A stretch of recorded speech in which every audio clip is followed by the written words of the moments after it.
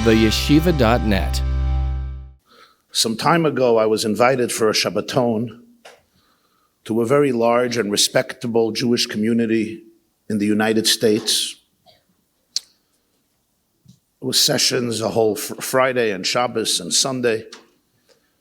For Shalosh Shudas, I was invited to a particular shul to speak. In fact, somebody just introduced himself a few minutes ago. He was there at that speech. And in middle of this speech, I spoke about Nafshi, Kshura Benafshi of Yaakov and Binyamin. And the fact that the way we are created, the relationship between parents and children, is what's called an ahava she'ena tluya b'davar, as it says in Pirkei Avos. A love that's not conditional. There are no ulterior motives. It's not a love that is based on ahava hatluya b'davar, conditional love. It's unconditional. In Svarim, it's called an ahava atzmis. An ahava atzmis means it's innate, it's intrinsic, it's essential.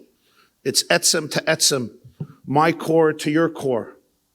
It's not based on your actions or lack of them, based on your gestures, based on your words, based on your behaviors.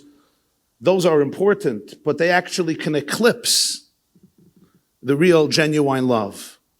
Because when a child behaves what we would call so perfectly and beautifully, when you get those nachas notes like you got in second grade, you remember the nachas notes on the report card? You want to go back to those days?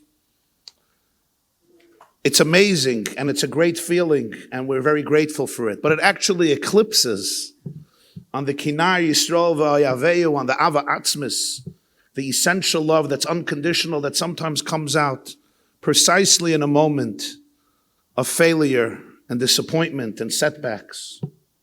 A deeper relationship comes out, a much deeper relationship.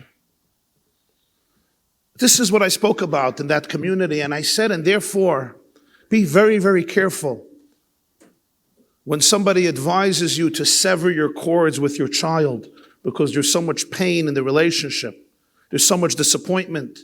Some people used to advise, throw him out of the house, throw her out of the house. And I'm not talking about figuring out with a child that they may want to move on and relocate and become independent and get a job somewhere. I'm talking about throwing you out of my house. You have no place in my house. We don't have a relationship. And I said, we sometimes make this mistake because the pain is so deep, and I think if you can only get out of my life, I will become tranquil again. I'll have simchas achayim. But I said, I want you to know, dear parents, anyone who's sitting here, that the pain of being disconnected from your child and your child being disconnected from you is far worse than any other pain they will cause you because of behaviors that are really difficult to watch. I finished the speech, and there was a Shalosh Shudas, they were singing Zmiris. A Jew came over to me, asked if he could speak to me in the corner. When there was no bima there, we went to the bima, and he's just sobbing. I said, what happened? Why are you crying? He says, Rabbi, why? Where were you 35 years ago to give this speech? What were you doing 35 years ago? Why didn't you come here to give this speech? I said, truthfully, I was eating cotton candy. I still eat cotton candy sometimes, unfortunately, but I also give speeches. Then I was only eating cotton candy. That's why I'm so slim. I was trying to lighten up the mood. He laughed. He says, why didn't you give this speech? I said, I'm sorry, what happened? And he tells me these words, and I will never forget them. He says, my wife and I both became Bali Tshuva. We returned to Yiddishkeit like a whole generation of Jews, searching Jews who came back to Yiddishkeit. We moved to this community. And one of the deepest desires of Bali Tshuva is to fit in. And sometimes a lot of painful things happen. You'll forgive me, I'm sometimes a little too blunt. Bali Tshuva are sometimes exploited and manipulated, unwillingly, sometimes with good intentions, by FFBs who want to make them fit in. And they lose their individuality, they lose their creativity, they lose their judgment, and they don't think for themselves, because I just have to fit in so my kids get shidduchim in the mainstream community. It's a big loss for them, and it's a big loss for everybody else, because they have a lot to contribute. It's a separate sugya. But he says, this is what happened. We just so wanted to fit in. And we had a child, a few children. And there was a 16-year-old who became a Baal Tshuva in the process with us, and he was in school, and it really wasn't working out. He was very defiant. He was, as they called it then, making a lot of trouble. He was just not towing the line. And we went to somebody to consult, somebody we respected very much. And I have to say this, that when I heard this, I understood that this person who we consulted probably meant well, because he thought about it from his own experience. I'm just saying this to you. But sometimes meaning well doesn't mean that I'm not clueless. Remember that, right? The road to hell is paved with a lot of people who mean well. Some of you have a lot of experience with that. People who mean well. This person, I'm sure, meant well. He says, what should I do? The man said, give your son an ultimatum and tell him, if you shape up by this date, good. If not, this is not your home anymore. He says, but he has a key. You'll change the locks. He says, but he's my son. He says, don't worry, he'll shape up. This is what you do. You warn a kid. Everybody wants to be by Tati and Mommy. Who doesn't want to be home, right? Where are you going to go find a new home? Where are you going to go find a new home? He'll come right running back. A little shtick, some teenage rebellion. Not a big deal. And he looks at me and he said, and I listened to him. My wife and I wanted to do the right thing. We listened to him. And we told our 16-year-old, listen, this behavior is unacceptable. This is a frum Torah home. This is the school you're going, the yeshiva you're going. It's all for your good, of course. You know when you say that, right? You know how that goes down. It's all for your good. You know, I don't need nachas. It's for your good. All for you. I don't have an ego. I was born without an ego. I'm as holy as they get. I'm digressing. You can already see what mood I'm in. It's been a long Shabbos. It's been a long Shabbos. So,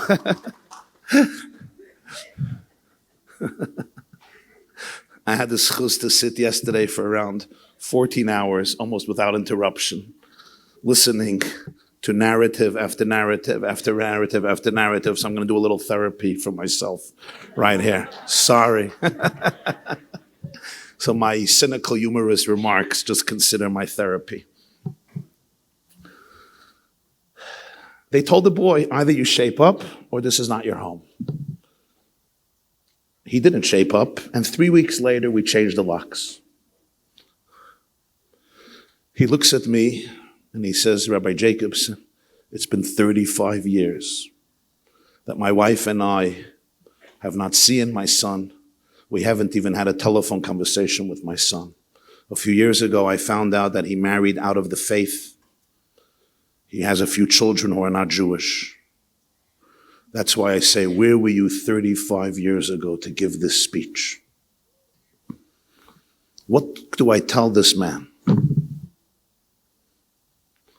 It reminded me literally of that pasuk in Miketz, when the Shvatim were thrown into prison by the Prime Minister of Egypt, and they said to each other, Aval Hashemem anachnu, alachinu, asher re'inu tzaras nafshi b'yischanenu eleinu v'lo yishamanu. 20 years later, they're like, wow, nafal ha'asimon, as our Israeli friends say. The dime fell, epiphany. He's sobbing. Talk about charata, talk about remorse. I never understood what charata Rabbi Yoina talks about, but I saw it. The remorse, the brokenness. And then he looks at me, he says, nobody knows something else, that for 35 years I haven't slept one night. 35 years I haven't slept one night. Why couldn't you give this speech 35 years ago? I think this summarizes everything that this Shabbos was about. The pain may be very deep. disappointment profound. Agmas nefesh runs and penetrates. Sometimes you feel every bone of your body. You don't know what to do with yourself. But remember, the alternative to sever cords with somebody who is v'nafshi kshura b'nafshi, your daughter, your son, who is part of you, who is one with you, to sever those cords, the pain in that is infinitely more great, because this connection is not superimposed. The connection is essential to the fabric of creation. It's the deepest relationship that exists in the world. Or in Yehuda's words to his father Yaakov, Eich elel avi v'hanar einenu iti. How can I go back to my father and tell him, sorry, you lost a child. Sorry, he's a ganev. Sorry, he's a ganev. He became a slave. You say, but he's a ganev. Good questions. Eich elel avi v'hanar einenu iti. And the Shem Shmuel teaches that every Shabbos, the neshama goes up to the Rebbe Shalom. It's called Aliyas Ha'olamus. Everybody goes up. Am medushne yoinek. And he says, when you start welcoming Shabbos, the question is, Eich elel avi. How can I go up Shabbos to be with my father, to have dveikus in Hashem, va'anar einenu iti, when our children are not with us?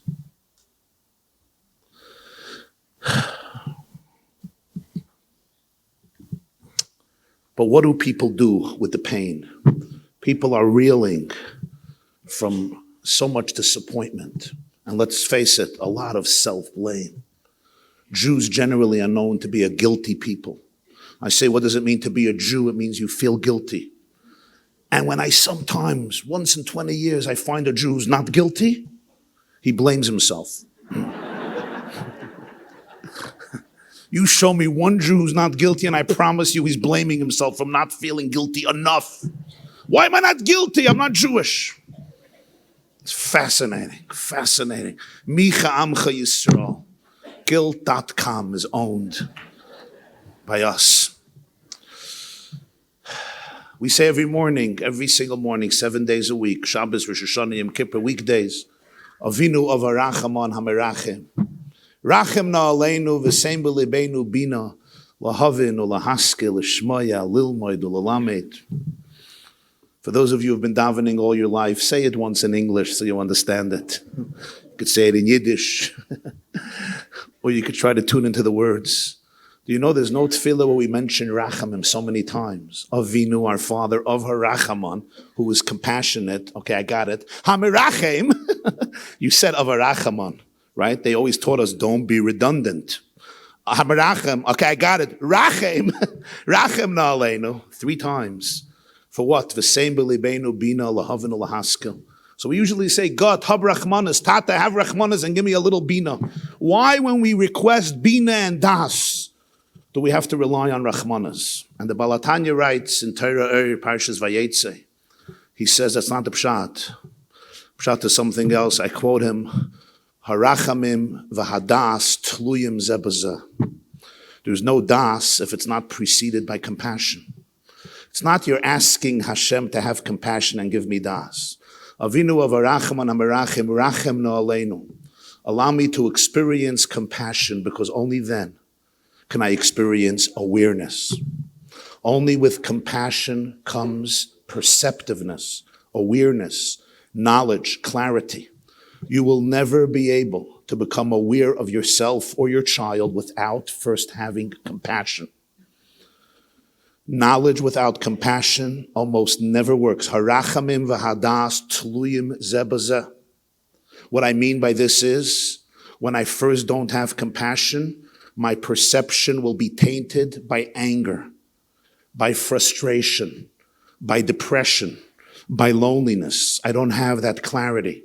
Only when I first have very deep compassion, compassion on yourselves, compassion on myself, compassion on everything that's coming up in your system, everything that's coming up in your brain, everything that's coming up in your heart, in your chest, in your torso, in your back, in your neck, in your body. everything that's coming up, just to have compassion. You know what compassion means? What does rachamim mean? Rachamim means to be able to be fully present to the emotion without judgment. It's not easy for us Ashkenazic cerebral geniuses. It's not easy for us because we grew up in yeshiva. When somebody says a svara, how do you show that you're a successful yeshiva bacher? Was hakst dat scheinig, du Ferd? If you're edel, was hakst dat scheinig, du beheme? Because that's kosher. And if you're really edel, a krumme cup, crooked head. This is inside jokes for the men's section. You guys do the same thing, but in nicer words. But we know you attack. So when you have an idea, what do? You attack. You know, you're a shaita, ibchem estaber, right? Ibchem estaber. I once heard from the Lubavitcher Rebbe, the Fabrengen, he said, two Jews meet, so you say, Shalom Aleichem, Aleichem Shalom. Why don't you say the same thing? Shalom Aleichem, Shalom Aleichem. Imagine in English, I say, good morning. You say, morning good. Good afternoon, afternoon good. How are you? You are how? What's up? Up what's? So the Rebbe said, when zwei Yidden begegnen sich, when two Jews meet, and you say, Shalom Aleichem, the first response has to be, you got it all wrong. It's the other way around, right? Reb Shimon would say, trauma. The prefrontal is offline. Sorry. Shalom Aleichem. What does he want? What does he want? What's the next step? What's the next step? Aleichem Shalom. Out. Two Jews meet. You say one thing, I have to disagree. Right? Jackie Mason, his real name was Rabbi Yaakov Maza. He's the guy who would repeat many of my jokes. So he once said,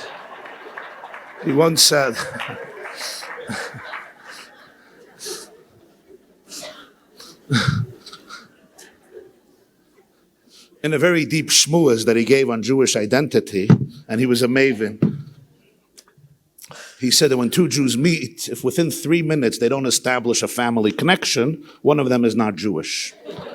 Right? It's always your Shviger's sister-in-law, Begilgul Rishon, was my Baba's Shviger, whatever. So it's always that way, right? But there's also another point, I think. If two Jews meet and within a few minutes they're not disagreeing, one of them is not Jewish. So Shalom Aleichem, Aleichem Shalom. How did I get into Shalom Aleichem, Aleichem Shalom? Anybody was listening, or you're just laughing? You guys don't know anybody was listening. You take notes. They're taking notes. They're sitting like this. The men are sitting like this. Alle sitzen azoi. They want to know when lunch is. And the women are all notes. They're taking notes. Notes. Shine. Thank God there's a mechitza. Brilliant. Moshe Rabbeinu, brilliant. Most of the issues you don't see. It's the way it's supposed to be. Poor secular world. They didn't figure it out. Guck nicht. Sach besser. Anyway, what was I talking about? Anybody can take out their notes? Huh?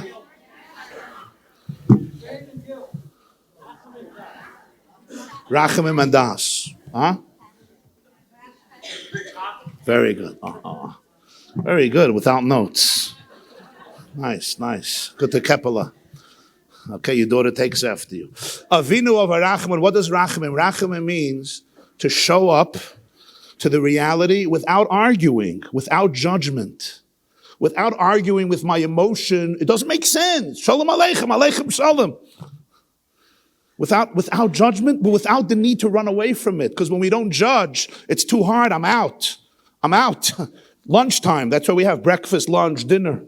And for Jews, we have Shachris, Mincha, Ma'ariv, Musaf, Ne'ilah. I'm out. I'm gone. Rachamim is to be fully present. And you know what happens? The flower buds. The emotion actually opens up a little bit. And then there's Das. You can actually see what's happening. That's where all growth happens. So we say to Hashem, before Bina, before Lahavin, Lahaske, Lishmaya, Lilmoid, Lalamet. And really this whole Shabbos is really this request. The same Bilibeinu Bina, Lahavin, or Lahaske, Lishmaya, Lilmoid, or Lalamed. So they can be Lishmai, Velasas, or Lakayim, as called Divri Salmater Secha Ba'ahava, To open me, to make me perceptive, to make me aware. I can't become aware of my children if I don't have self-awareness. The prerequisite for all healing, for all growth, is self-awareness. Self-awareness is the hardest thing. Because self-awareness means to open myself up to all the truths that I may have buried for 49 years, or 59 years, or 39 years. I have buried them. If I wouldn't have buried them, then the self-awareness would have been easy, but these are uncomfortable truths. Never mind if there are wounds. Never mind, you'll forgive me if there's trauma. And you just heard what that looks like. Self-awareness, that's dangerous. What's going to come up for me? My whole life I was invested in protecting myself, in building Chaimas Yerushalayim to protect myself from the enemies, from the Romans, from the Babylonians, from the Egyptians, from the Greeks, who all live inside of me. But if I don't open the walls, Praza is Teshav Yerushalayim. Geula means that Yerushalayim is going to be open. There's going to be no walls. No walls. You won't have to judge me. I won't have to judge you, because I won't be living from a space of guilt and from a space of shame and from a space of fear and from a space of deep, deep humiliation. Self-awareness is just to look at it without judgment. That can only come after that gaze, that rachamim, which allows das. Can you do that? Can you be curious? When my child says something, compassion. Be curious. When somebody else says something, instead of reaching conclusions, be curious. When you say something inside your own brain, it's the hardest. Mental chatter, the mental chatter. Can I be curious? Can I just be curious? Can I just look at it? Rachamim, that is midas harachamim. To feel what it is. Whatever it is, there's pain there. But that rachamim will produce bina, lahavin, ulahaskel, lishmaya, lilmoid, ulalamed. It's one of the most beautiful interpretations in Zohar. The opening, Moshe Rabbeinu. So there's already dam, tzvardeya, kinim, arov, dever, Stever, and Shchin and Barat. 7 plagues he delivered. And suddenly, a new Parsha, Vayemra Hashem el Moshe, Boy el Parai. Come to Parai, ki ani echbadati eslibai, because I made his heart rough. And the Zohar says, in English, we don't say, Moshe, come to Parai. We say, Moshe, go to Parai. Lech el Parai. And what does the Zohar say? All previous times, Moshe never met Parai in his inner bedroom, in his inner sanctuary. All the other meetings were at the Nile River. All the other meetings were in the courtyard, in the garden, in the outer chamber, in the foyer, in the dining room, the family room, the living room. I live in Muncie. We have rooms. I know Brooklyn. This time, Boyal Parai, Moshe is going to go in. He says, Idrin lifnime Idrin, Cheder lifnime Cheder. Go into the innermost chamber of Parai. V'dochil Moshe. Moshe was frightened. So I can't face Parai on that level. On the outside, yeah, there's a support system. So Hashem can't say go. He said, I can't. He said, Boyal Parai. Come to Parai. Come, I'll hold your hand. You're not going to Parai. You're coming to Parai with me. But what are the next words? Ki ani hichbadati eslibai. Because I made his heart tough. I made his heart tough. How is that an explanation? The answer is, what you're so afraid of is also me. What you are so frightened of, I'm also there. Don't be afraid to face Parai in his innermost chamber, to face those skeletons, to face those demons I escaped from so many years. Don't be afraid. I'm holding your hand and I'm going to take you, but I want you to know something more. As you face Parai and you look him in the eyes with compassion, there'll be das. And suddenly, that strong, powerful, unbreachable pit in the peach. Do you know that one of the hardest materials in our physical world is the pit of a peach? Teves? Try eating it. You're going to have to go to the dentist. take a hammer and kraches, yeah? Kraches. It's not going to happen. The hammer wird sich zerbrechen. It's fascinating. Try it out. You have to be a Shimshon HaGibber to break it, or you got to know what you're doing. Why? Because in that pit are the seeds that guarantee the future. Zarei boy. So the Rebbe Shalom made that you cannot crack that pit easily. But you know what happens? The pit of the peach falls onto the earth, and in the earth, after a few days, the pit just opens up, and the seeds are in the earth, and a new peach tree grows. The earth it opens up. We all have that pit. We're afraid. We try to crush it. You can't. You know why? It has your DNA. It has your growth. It has your atzmius. That roughness is coming from me. Even those protectors that are so powerful, don't be afraid. Hashem says, I'm there.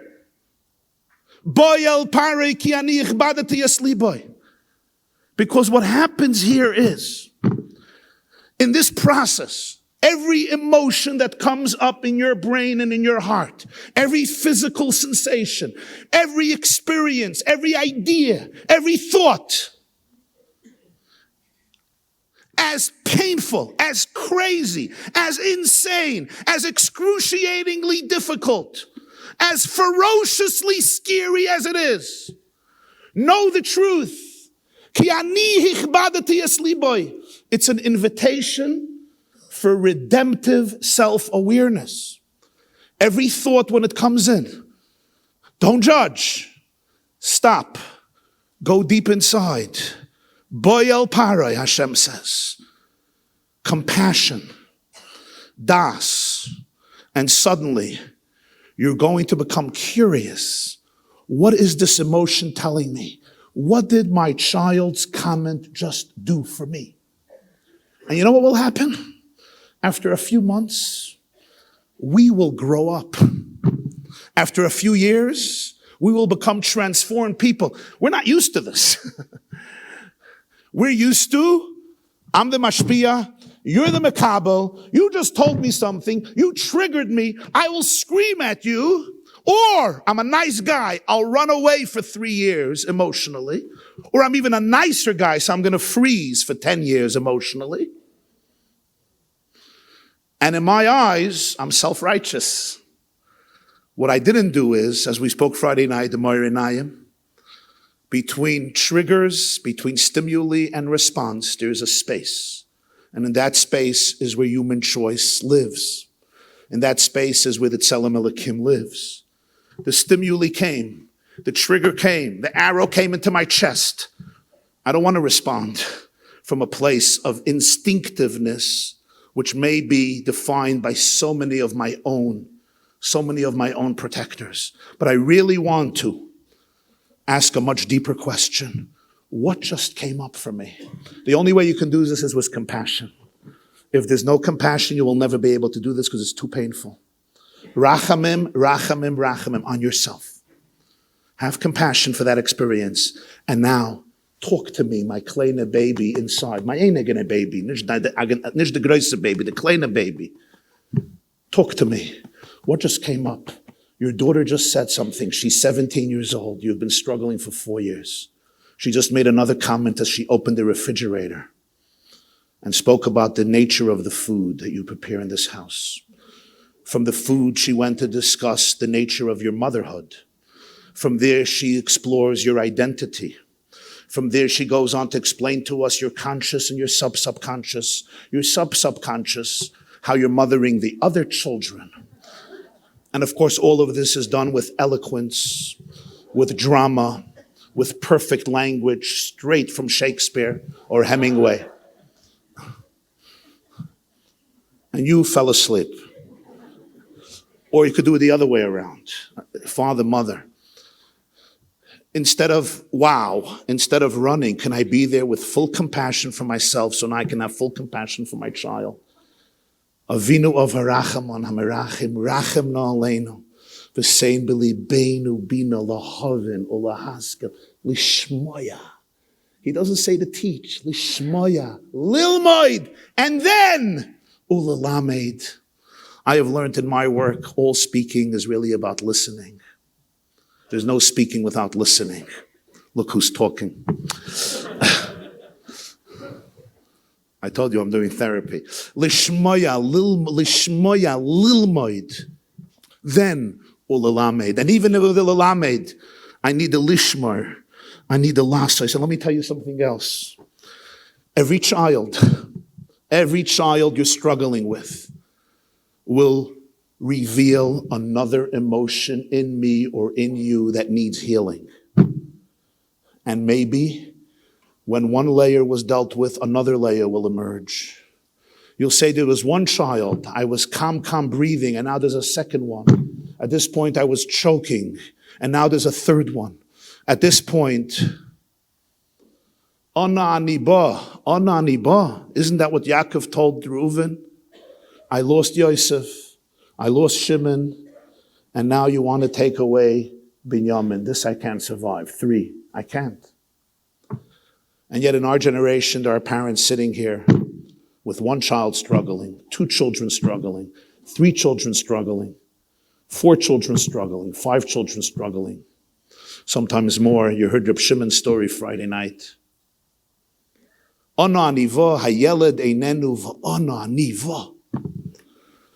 don't have an answer, but I do say compassion.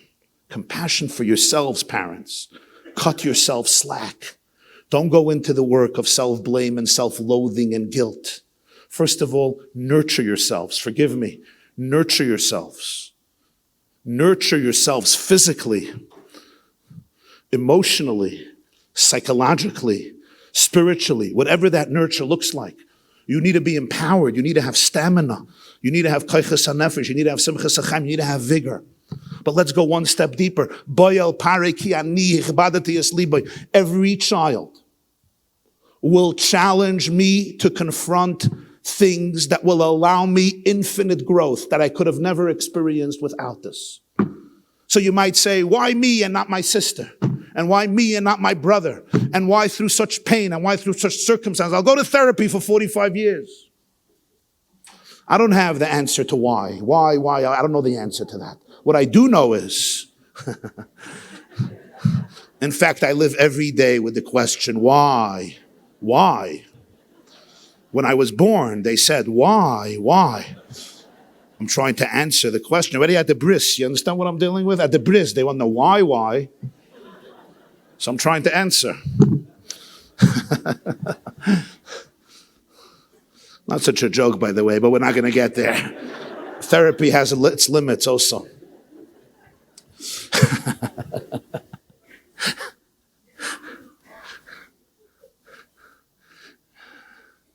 I can live as a victim. We all do that. It's normal. It's easy. It's actually very Jewish. You krecht, yeah? How you doing? Baruch Hashem, miserable. How you doing? I'm about to die. I thought I died yesterday. I'm going to die tomorrow. I'm having a heart attack. I almost had a heart attack. I have COVID. I'm in the middle of COVID. The 4th time COVID. The 7th time COVID. I'm coming down with COVID in a few minutes. Okay. Yidalach, gewaldig, yeah? I'm still looking for a Yid today. How are you? Rabbi, why? Perfect. Ich hab noch nicht begegnet als ein Yid. The best you hear is, not too bad. Probably made $20 million that day.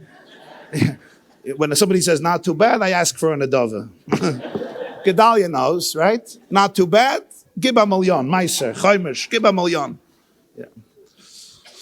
We could be victims. You know why? It's normal. But with rachamim, you can open yourself up to a deeper truth and be curious and ask myself, what do I have now an opportunity to fix? I promise you, our children go through their journeys, but their journeys become part of our journeys. And we could look at this from a perspective of exile, victimhood, or from a perspective of redemptive, geula, expansive consciousness. And that means, let me be curious and find out how this is an opportunity for my deeper awareness, for my expansiveness, for going into a deeper place, into my neshama, into my brain, for becoming a more honest person, a more authentic person, a more real person, a less judgmental person, a true ambassador of the Rebbe Shalom in this world, not an egotistical, traumatized, narcissist victim who uses religion as a camouflage for my own insecurities. Did you understand what I just said? Get out.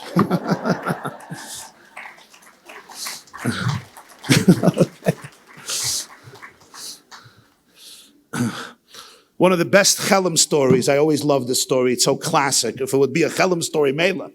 But it happens, I think, also in the United States of America.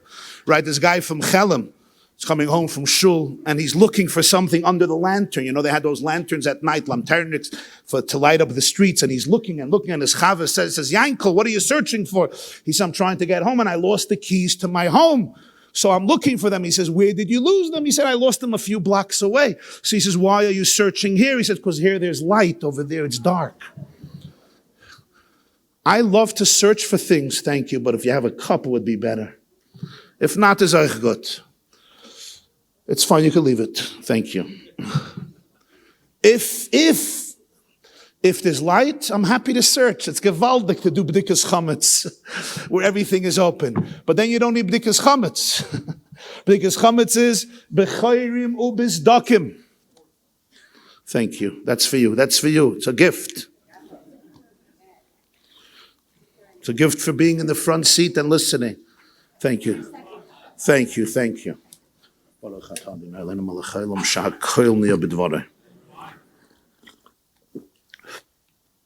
Of course, it's easy to search where there's light. And we have to search where there's light. I have to go to the obvious places, of course. Doesn't mean b'dikas chametz that you only look in the holes. You're also allowed to look at your counter. There may even be pizza in your freezer. You should get rid of it before Pesach. I don't only have to go under the couch, right? I think the psazat halacha, no? You don't only have to go into the holes. You're also allowed to look at the obvious sewer systems. Look at the obvious dysfunction. Obviously. Like Kaima L'Shaila. But here I have an opportunity not to be like the Jew from Chelem. And to say where it's dark, that's exactly where I may have lost it. Or as Moshe Rabbeinu told the Jewish people 3,300 years ago, Ubikashtem misham es Hashem Elokecha u'matzasa. Zog the Balatanya in Lakewood Torah, Ubikashtem misham es Hashem Elokecha. Don't look for Hashem here. You have to look misham. You have to look lechapes b'makom shenevda ha'aveda. I have to search where I lost the aveda. Can I go to that place where I lost that aveda? Mamas and tatas, Brider and Schwester, can you and I go back to that place where we lost our innocence, where we lost our ability to feel validated, where we lost our real inner sense of worth and wholeness as the light of Hashem in this world?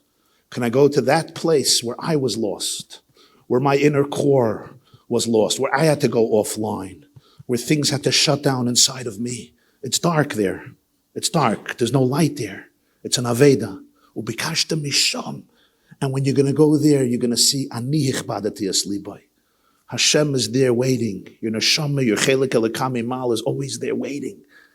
That crust, that toughness, that hichbadati aslibai is eclipsing your sweetness, your infinity. And then when I can emerge back into the dining room or into the kitchen or into the living room with my child, I could look at them with those eyes of innocence, with those eyes of purity, with those eyes of transcendence, with those eyes of kedusha, with those eyes of elikus.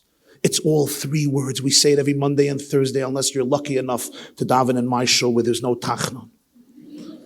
Habeit mishamayim ure'ei. Right? Look from heaven and see. But we're not talking only to Hashem. We're talking also to the Hashem inside of me. Habeit mishamayim ure'ei. Reb Simcha Binim of Pshischa said, mit auf gucken auf Sachen, mit a himmlische Guck. Habeit mishamayim. Can you look at your child from a heavenly perspective? Ure'ei.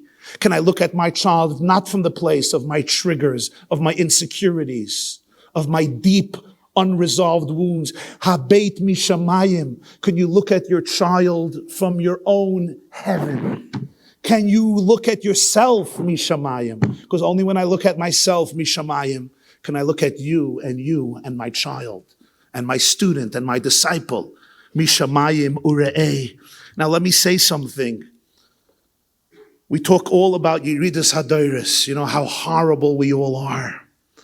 Ach shadari bitmia. But there's also another dimension. We get closer and closer to Geula every day, and that means we become better and deeper and pure. And I think what we're seeing is this. The Navi Daniel says that when Mashiach comes, before Mashiach comes, Yizbararu, v'yislabnu, v'yitzarfu rabim. The ultimate birur is going to happen. That means all of the toxicity, all of the negativity, all of the evil is going to come to the fore, and we're all going to get scared. Ma'asalanu Hashem kacha. Ma'asalana, you saw what happened in Israel over the last week. Who can believe? Mi Pillel Zois, the great expert on child abuse, the one who changed the vocabulary in the frum world in Israel.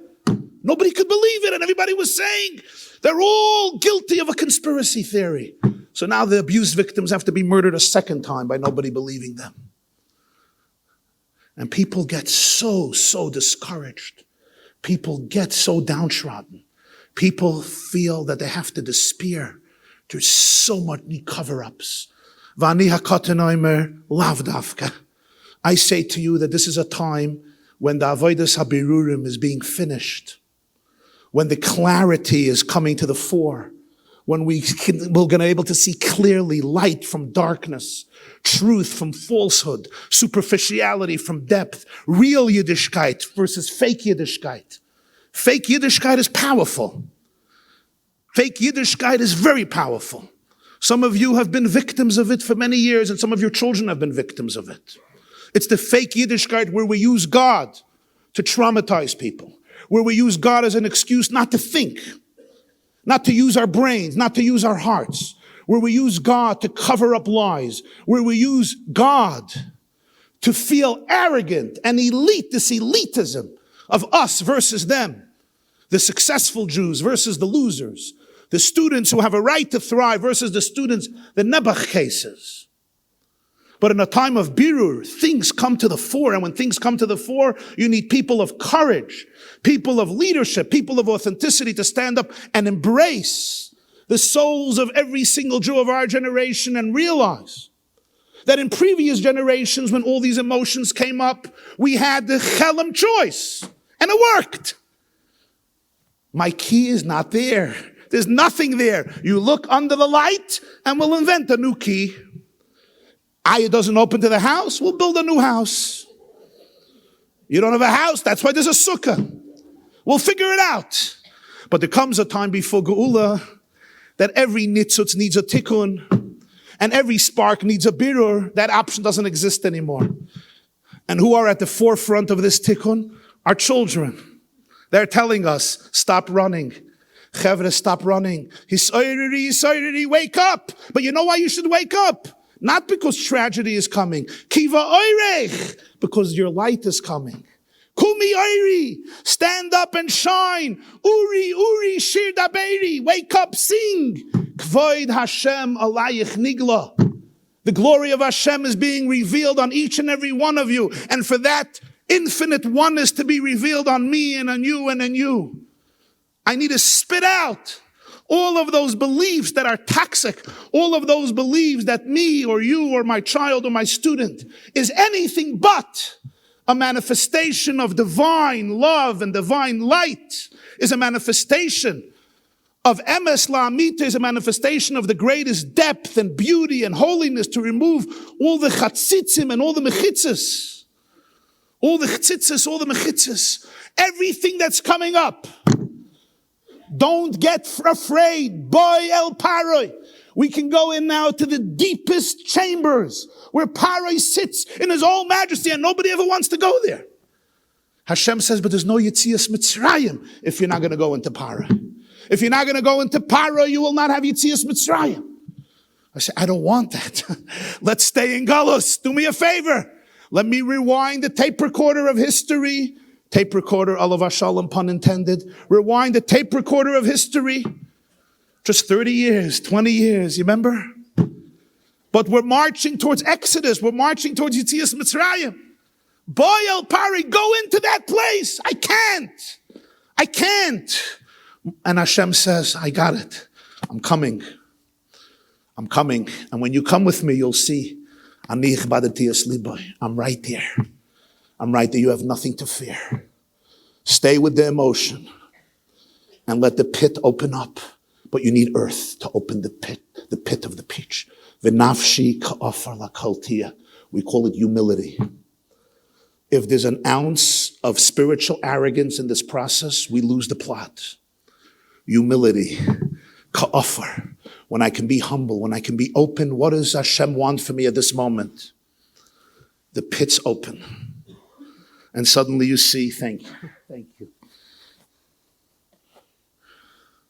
And suddenly I realize there is a beautiful holiness here that's waiting to be revealed, that's waiting to be set free, that's waiting to be emancipated. Somebody once asked Michelangelo,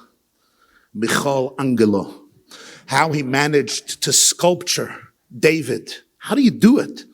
And he said, I saw the angel trapped in the marble, and I chiseled away on the marble, and I set the angel free. How do I do that? Don't be afraid of the marble. See the angel trapped in the marble. See the angel trapped in your marble, in my marble, in our marbles. And in every person I meet, beginning with my loved ones, my students, my disciples, my chaverim, my children, my grandchildren, my nephews, my nieces, my friends' children, my neighbors' children.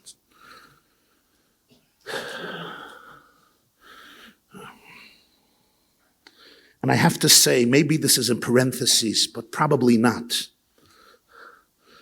The only way this can be done successfully is if husband and wife resolve the tension in their marriages. Because when the curveball of those children comes, if there's no fortress in the home, if there's no united front, destruction happens fast and swift. We don't have answers to questions, but together we can confront every challenge. Husbands and wives who use this opportunity to work out their issues. We have issues. The only people I know who don't have marital issues are the people I don't know. The only ones. They once asked, there was a linguistic professor, so he asked the students in high school, in English, what's the difference between an engagement and a battle? So one of the students said, one is before the wedding, one is after the wedding. And our dear beloved friend, Rabbi Russell, Thursday night, presented a profound and eloquent observation of how to begin to heal those things. But what I want to say is, it's so important not to blame each other. It's so important not to judge each other. You and your husband, you and your wife will have different perspectives about a lot of these things. And we have to figure out a way of how to learn to navigate the journey. But one thing you can't afford to do, and that is invalidate each other. Add to the suffering through invalidation, through judgmentalism, through dismissiveness. It is so important for husbands and wives to create space for each other in this process so that together they can emerge united, unified. And the only way you can do this is midas harachamim, compassion. Tanya, he says, midas harachamim is mavriach min hakotza el hakotza. Bria chatichoin, it's Yaakov Avinu, it says in Zoyar, Yaakov's midas min hakotz lakotza. It reaches from the highest space to the lowest space. In other words, you could be in the highest and you could be in the lowest space. There's always room for compassion. Always compassion. And when there's compassion, I can become understanding of what's happening inside of you, and you can understand what's happening inside of me. And together we may not always agree, but there is a support system in the house that the children will see. That girl of yours, that boy of yours, every time they come down to the kitchen, which may be once in 72 hours, when they come in and they feel that energy of Tati and Mami, who really are having a good time with each other, trust me, the healing that happens at that moment is very profound, even if right now it's not coming out. It creates a sense of wholeness, of security, of confidence in the home that will help that child go through their journey and hopefully, Be'ezer Hashem, heal their trauma. But as one does this, we now come to something else. Again, I say it in parentheses, but maybe not in parentheses. Reb Shimon alluded to it. This is feedback to stories of Shabbos. Advice is important, but you have to know who you're asking advice from. I ask of you, speak to people, but speak to people, to quote Reb Shimon, was kennen the sugya. They have to know the sugya. They have to know the sugya. You can have a guy, a man, a woman, wonderful people, scholars, yirei shamayim. None of their children put them through this type of ringer. They never learned this. They never learned about trauma. They never had to learn about it. Baruch Hashem, they have a different journey. They may mean well. Beautiful. We needed a little music to loosen that up. Thank you. Yeah, music in the house is good. Music in the house is good.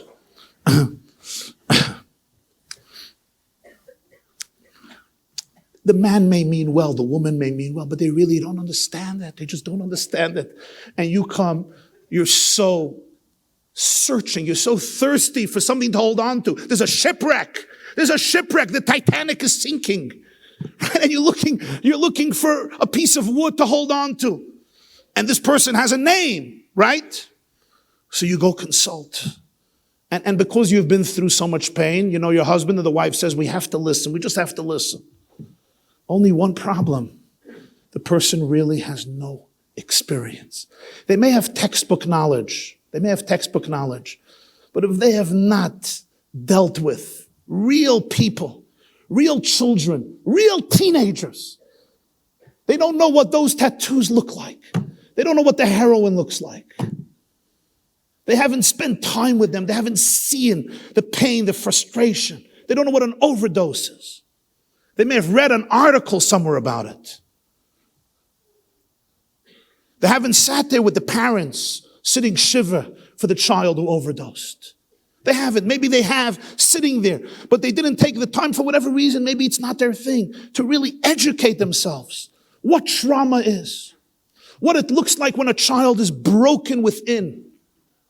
They're saying logical things like, you have to tell her that in our house we believe in tznius. Go'oinus. You have to explain to him that we're a house of Yireh Shamayim. Outside the house, we respect you. Wow. Such tolerance. It's like so logical, right? Because you're talking to a prefrontal. Yeah. Mayach Shala, the Viga's brain is open. You hear the word? It's a deep word. In our house, you ever tried this? In our house, what you do in your house, in your room, we respect. We're the democracy. We're America. George Washington. Boundaries, respect. But at the Shabbos table, this is the chadin in my house.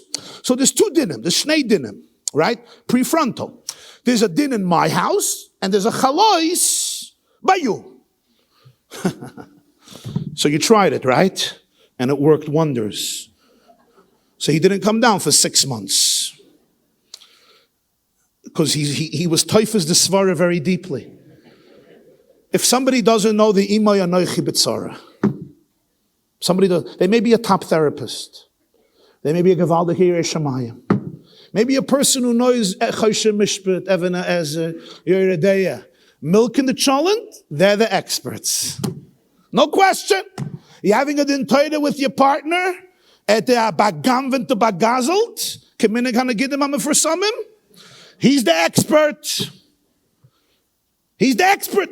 You forgot Yalav Yavoy on Chavches Teves? It's a brilliant question, by the way. Think about it.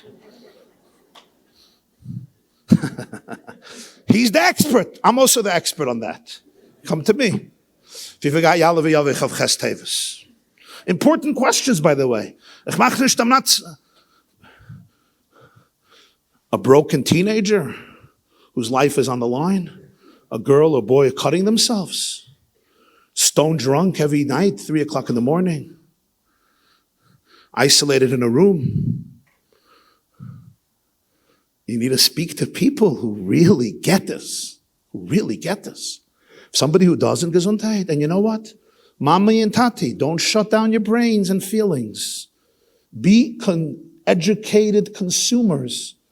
Nobody can tell you what to do for your children. People can advise you. And if it resonates and you see it successful, run with it. But don't become passive victims of other people's advice. Because, let's face it, what a mommy and a tati can do for a child. No therapist, no rav, no Rosh Yeshiva, no psychiatrist, no psychoanalyst, no psychotherapist can do for your child. They can all help. They can all help. They can all give advice. Some of them are tzaddikim. Some of them are brilliant. But what a tati and a mommy can do, nobody can do.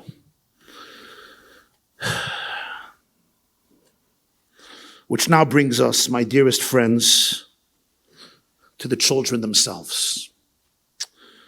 Over Shabbos, people ask the following question. And it's a heart-wrenching question. They came to me. I was trying to get to my room for around 9 hours. When I got to my room, and you know how Jews are, right? Every man, I meant a small shiloh. Right?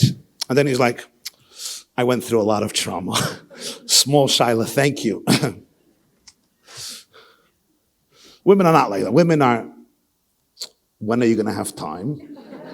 They know that it's not a small shiloh, yeah? But the men are used to conversations that end after 60 seconds, because after that we go into the zone of nothingness. So it's fine. Okay, shine. We're not doing any male bashing today. I'm a man. I respect you guys.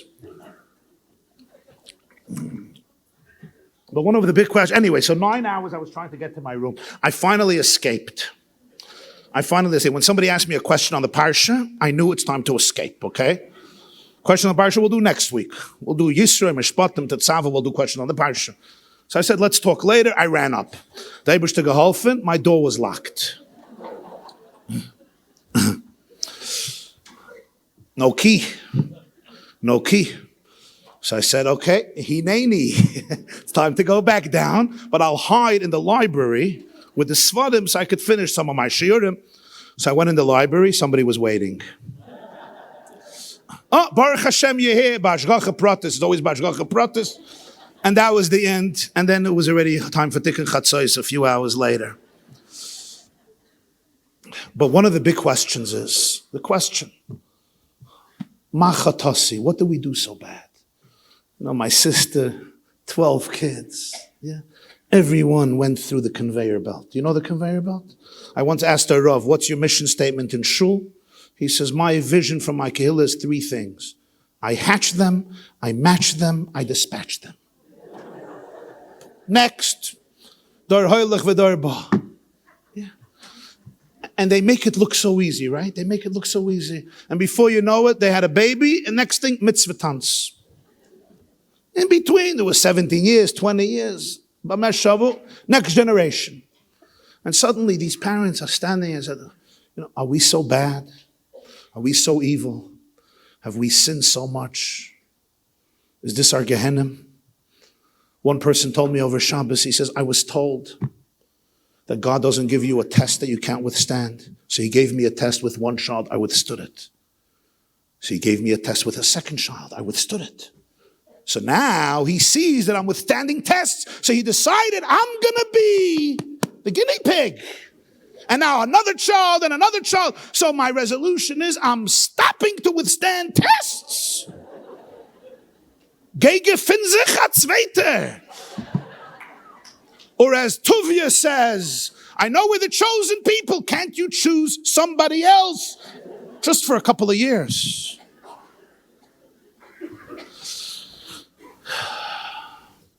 And people say, you know what? There's a lot of anger at Hashem. People ask me, I'm allowed to be angry. I said, that's not the question. Answer me if you're angry. I was told I'm not allowed to be angry. I said, I know what you were told. I know what you were told. They told me, Kol hakoyes kilu oived avodah zara. I know what you were told, but tell me if you're angry. Oh, am I angry? Oh, am I angry? Does God hate me? Is he going to punish me with another child? Going off this path because of my anger at him. Wow. It's a heavy questions. And I'm going to say what I'm going to say now with a lot of compassion, with a lot of love to everyone sitting in this room, with a lot of sensitivity. as a brother speaks to brothers, and as a brother speaks to sisters. We need to go through a paradigm shift. I'm not here to tell you a vart. People stopped me, say something of chizuk. Sorry, I'm not a vendor machine. Sorry. I don't have that vart of chizuk. You know, you put in a quarter. They're not even putting in a quarter, but whatever. Just check.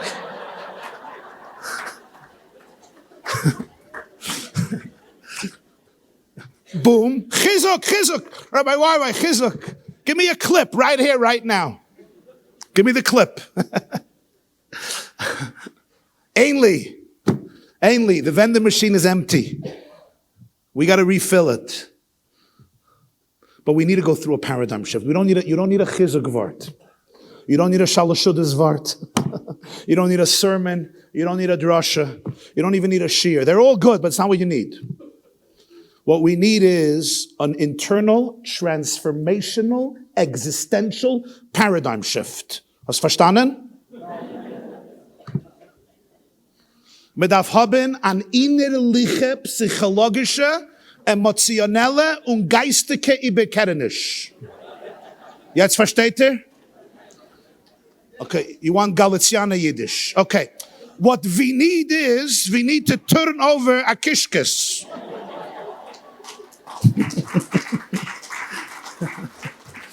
You like my Galiciana Yiddish? Okay.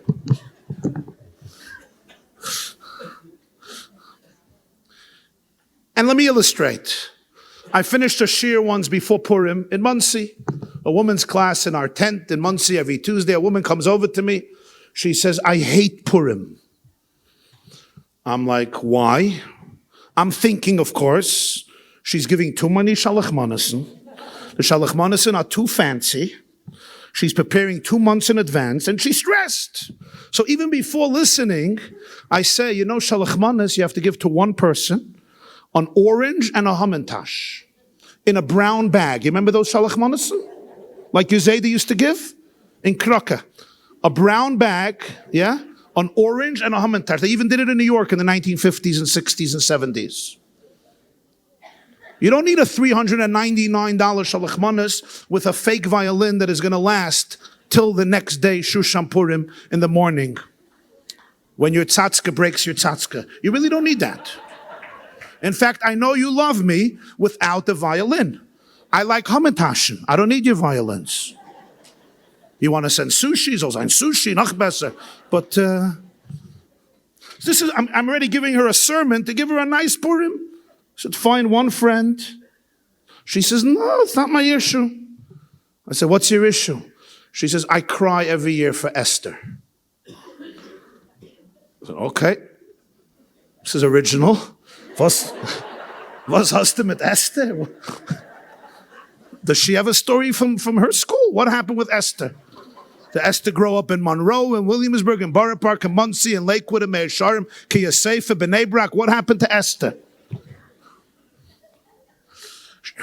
So she looks at me and she says, Rabbi, why? Think about it. The Jews are saved. They kill out all their enemies in Shushan. They go home and they feast and they party. Well, Esther couldn't be part of it. She was stuck with a Persian shikr, mit a melech tipish, mit a beheme gasa in the palace, stuck with him. Nothing of her childhood, her community, a Jewish marriage. And that's how she lived till her last breath. Where is the empathy for Esther? I can't celebrate Purim. I'm like, wow, you just got me thinking. And it's not often that a rabbi thinks. Actually, that was bad.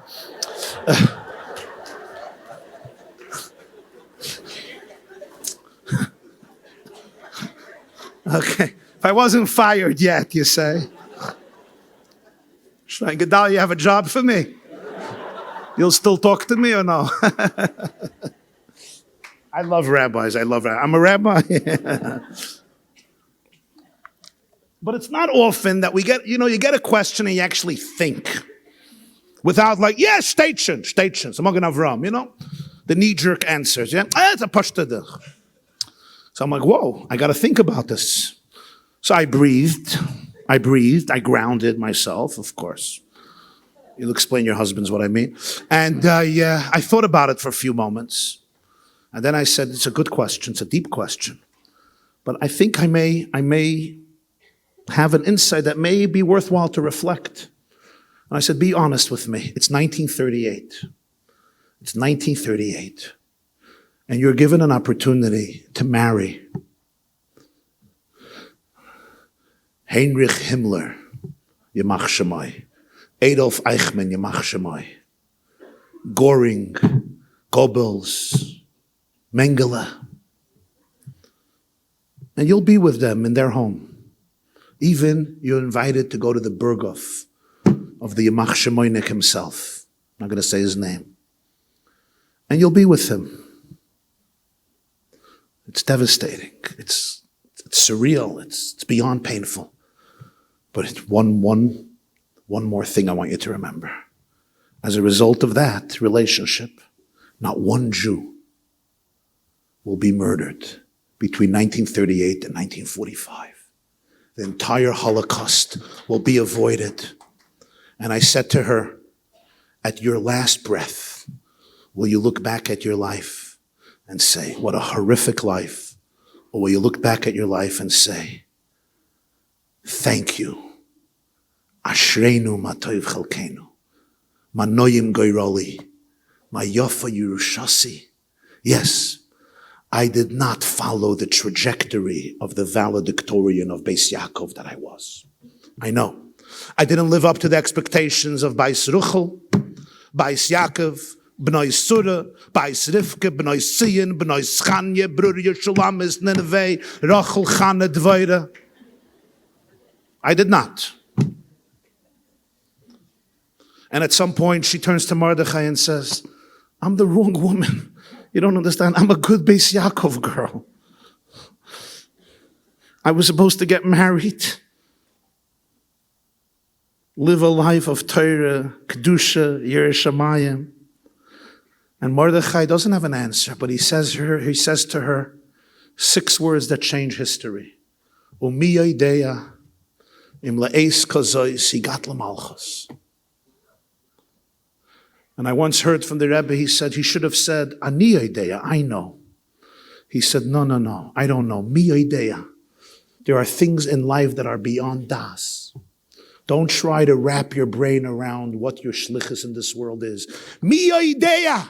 It wasn't like, who knows? Mi yodeya, there are things you cannot wrap your brain around why Hashem chose this person for this mission. But what I want to tell you is le'eis kazois higat l'malchus. Your neshama came down for this very moment to be boyel paroi, to be in the chamber of Achashverosh, and the Holocaust of that generation was avoided. Minar v'ad zokein taf v'noshim b'yoyim echad. We could sit here today and think about our children 2,500 years later because of one woman who understood in a moment of truth. You have to have a paradigm shift and ask not what God can do for you, but ask what you can do for God. Ask not what your children can do for you, but what you can do for your children.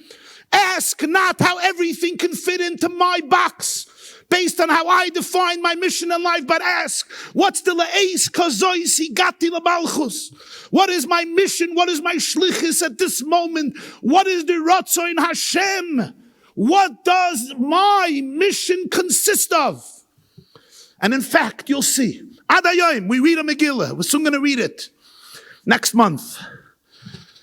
Well, actually, 3 months, 2 months, 3 months. I would expect it to be called Megillas Mordechai. He was the man. Rosh Sanhedrin. Call it Megillas Mordechai ve'Esther. Call it Megillas Esther or Mordechai. No.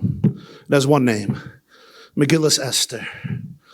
This is the story of Esther. The Gemara says in Megillah Daf Zayin, some of you just finished learning it, Esther is the one who made the Yom Tov, initiated the Yom Tov. The Chachamim didn't want. Chachamim said, nah, anti-Semitism. The Gemara says, Daf Zayin Amar Aleph, Kina ata moireres banu. Esther said, Kasvu ni ledoides, kavu ni ledoides. I need to become an intergenerational, eternal story. Why? Because Esther sagt die Gemara in Chulin Kuflamet Tes, Esther min ha-Torah minayin, Anoichi haster, aster panai bayoim hahu. Hester is the moment of concealment. There's darkness.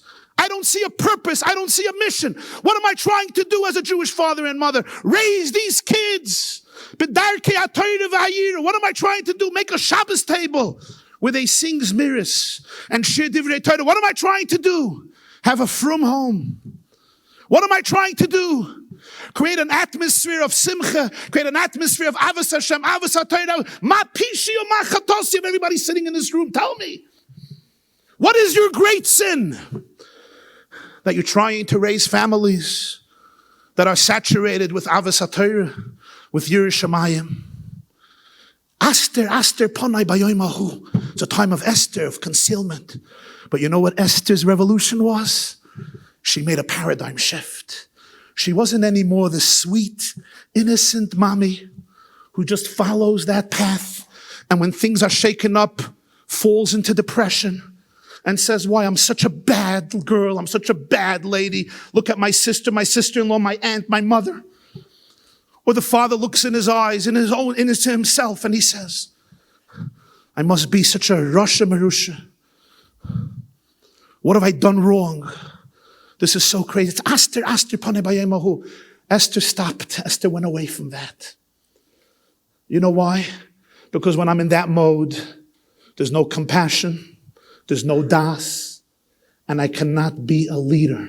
I cannot be a parent. I am a victim. I am an angry, frustrated, lonely, despondent human being. These are normal emotions.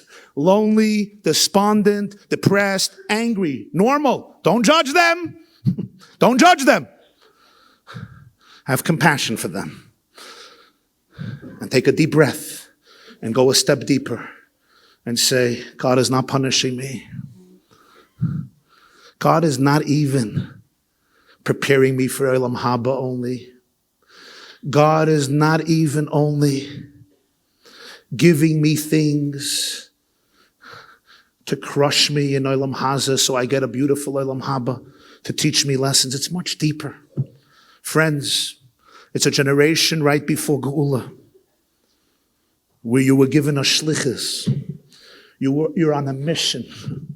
Nobody here was sold. Everybody was sent. You were not sold. Nobody threw you into a dustbin. Nobody threw you into Gehenna. Nobody threw you into darkness. Every single person sitting here is a chelik eloka mimal mamish that was sent into difficult places in order to bring the Aleph into Goyla and transform Goyla into Geula. The difference of exile and redemption is one letter. Aleph. Aleph is oneness. Echad. Achdus. Ein soif. Alufei shaloilam. Go into your place of echad, infinity, and then say, Le'ez kazoi sigati lemalchus. My wife and I, my husband and I, we, our children, our family, were sent on a shlichus to be able to heal souls, embrace hearts, lift up spirits, smile, hug, heal each other, heal ourselves. Bring light, clarity. When you wake up in the morning, you say, Moidani lefanecha melechai v'chaim shechazarta b'nishmasi b'chemla Rabbi emunasecha. Here is the meditation, my friends. We touch Rabbi emunasecha. Great is your faithfulness. Great is your trust. We can trust you. It says in Medrash, you give us back our neshama. But there's a deeper pshat. Rabbi emunasecha.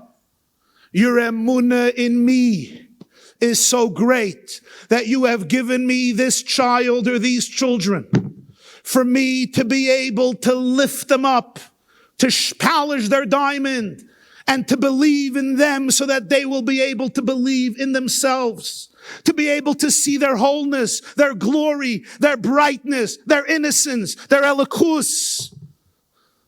So they'll be able to see it in themselves. A young man met me Shabbos morning. A feierdike chassidische Yid. lives in New Jersey. I didn't ask him permission to say it over, so I'm not going to say a name. Of course, I once said a story and somebody said from the men's section, without names, who was it? But we'll keep it that way. I fired the Kiyid. And we were both taking a coffee in the morning, and he looks at me and he says, I came down 5 o'clock in the morning from my room one day. I get up 5 o'clock, I go to the mikveh, I learn, I daven, before I go to do my work, and it's Avodas HaKodesh I love. And it's 5 in the morning, and his teenage daughter is sitting on the couch, surrounded by a group of people, 5 in the morning, involved in a scene that he described to me, but I'm not going to graphically describe it to you, but truly, truly painful from a moral perspective. And he tells me, he says, Rabbi Wawa, you know me. I have a lot of love in my heart. But at that point, I platzt. Wiffel is ashir. Ich bin euch a mensch. Ich bin euch a mensch. I platzt. I couldn't do it. I wanted to lose it. I wanted to take them all and throw them out of the house. What do? I felt a trigger. He has that space. I went to the space. I turned to the Rebbe Shalom. I said, Rebbe Shalom. Him you could say, give me a vart. That's a good vending machine. Give me a vart, give me a chizuk. And he said, I got it. It's a famous Maimon Chazal in Sefer Dvarim. Hashem says, bring joy to the ani, the ger, the yasam, the almana, the poor people, the foreigners, the orphans, the widows. And then v'samachta, I'll bring joy to you and your spouse and your son and your daughter. So Rashi quotes Chazal, Hashem says, Im ata mesameach es shali, ani mesameach es shalcha. If you bring joy to mine, to the poor person, to the widow, to the orphan, to the foreigner, refugee, the ger, the convert, I will bring joy to yours, you, your spouse, your children. And he says, and an epiphany dawned on me. Im ata mesameach es shali doesn't only mean if you bring joy to my people, to the poor Jews. Im ata mesameach es shali also means, can you bring simcha to the part of your child that belongs to me? Every child is shali. My child is not only my child. My child primarily is a piece of Hashem. He was given to me. She was given to me. Hashem says, Im ata mesameach es shali. There's a part of your child that belongs to me. It doesn't belong to you. Could you bring simcha to that part? Ani mesameach es shalcha. And then you will find simcha in the part of the child that you're connected to. And he said, I went into the room and I said, my daughter is a chelek eloka mimal mamish. She's a piece of Hashem going on a difficult journey. I smiled to her. I hugged her. I thanked her for being in the house. I thanked her for having such good friends. I thanked her for the opportunity that our home can be a place where they all enjoy life and chill out. And as the friends looked at her and they said, wow, you have such a cool father. Very cool. This is 5 o'clock in the morning on the way to the mikveh. Verstehst? On the way to his mikveh. He said, but at that moment, her trust in him intensified 10 times. Im ata mesameach es shali, harei ani mesameach es shalcha. The previous Lubavitcher Rebbe, his name was Rabbi Yosef Yitzchak. I'm his namesake. He passed away Yud Shvat, Tovshin Yud, 1950 in America. He was saved from Nazi-occupied Warsaw. He came to America in March 1940, Adar Sheni Tovshin. There was a Yid I knew, his name was Rabbi Fogelman. He shared with me that the first Pesach he was in America, he was actually in Lakewood. In Lakewood, New Jersey, in somebody's home. And at one of the Sudas of Pesach, he was farbrengen. And he said these words, we say in Hallel, Ono Hashem ki ani avdecha. How do you teach it? How do you translate it? Most people will say, Ono Hashem, please Hashem. I'm your Eved, I'm your servant, take care of me. But that's not the case. Because the Ono is spelled Aleph, Nun, Hey. Ana, as in please, is spelled Aleph, Nun, Aleph, like Ana Hashem, Haishiana. But there it's spelled with a Hey. What does Ana with a Hey mean? Aleph, Nun, Hey? Where? Vi, Vu. Ana Selech, right? Where you going? He says, David HaMelech is saying something else. Ana Hashem, ki ani avdecha. Riboyne Shaloylam. Wo willst du? Ich soll sein heint. Ki ani avdecha. That's the paradigm shift. Ana Hashem. Hashem, where do you want me to be today? Ki ani avdecha. Because I am your ambassador. I am your servant. That's the paradigm shift that will transform your life, my life, our lives. From victims into shluchim. From despondent people who are struggling with something genuinely into empowered ambassadors and emissaries of the Rebbeinu Shalom. Wake up in the morning and say, Ana Hashem, I have no agenda. Who decided what slichus in life looks like? Who knows why my neshama came down to the world? Who knows? Who's the expert, Zagmir? Who told me what my life is supposed to look like? Who defined that box? I thought we don't make images of Hashem. Who made an image of what my life is supposed to look like to be successful? What's the definition of a successful mother? Maybe you're carrying in your home one of the greatest, deepest souls, and I'm telling you, you are carrying in your home some of the greatest, deepest souls. And you, like Esther Hamalka, are going to illuminate the world. Ana Hashem. I don't have an agenda. I don't have a perspective what it has to look like. I can let go. I can surrender. And I can embrace life enthusiastically. And then you know what happens? And you're going to think maybe I'm a little strange. You can actually have fun. You can laugh. And you can giggle. And you can find your sense of humor. Somebody once wrote, a brilliant writer, he started off his book, Life is difficult. Once you know that, life can be fun. Life is difficult. Period. If you haven't figured it out, probably at this point you figured it out. Life is difficult. It's not just a breeze. It's not that. It's not just a bag of potato chips or Schmerling's chocolate. Schmerling's chocolate helps for the process. No question. If your nutritionist allows. For me, it's kale. Kale helps with the process. Life is difficult, but the moment you can embrace that, now have fun. This is it. Esther wasn't a miserable lady. Yosef HaTzadik wasn't a miserable man. He's the most charming, exciting person in the Tanakh. It's a fact. Why? He woke up in the morning and he said, Ana Hashem, Vu, just tell me where. No, but I had plans. I have to sit here. And now you're schlepping me away. He's not schlepping you away from anywhere. You were sent. Ana, ki ani avdecha. I am your light in this world. I am your ambassador in this world.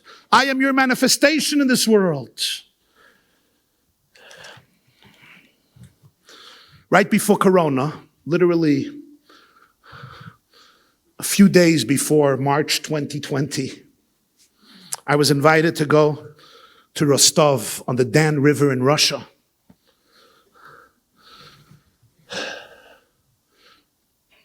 For the yahrzeit of the Rashab on Beis Nissen, it was 100th year, 1920, 2020, Tov Resh Pei, Tov Shin Pei.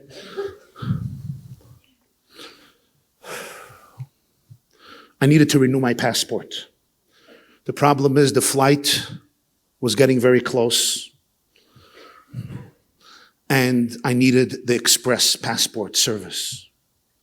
So, we have in Muncie somebody known as the passport lady. And I went for a visit. One night I called up, I need a passport express. Of course, like every Jew, I need it tonight. No, I had a few days, a week, whatever it was. No problem. Did the signatures, did whatever you have to do to make a passport, the pictures. The woman turns to me and says, I owe you a profound debt of gratitude.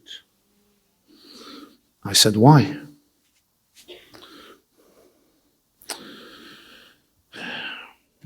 She says, I live here in Monsey with my husband. We have a beautiful family. One boy, Shmuley, began struggling with Yiddishkeit very, very heavily. It was extremely difficult for us.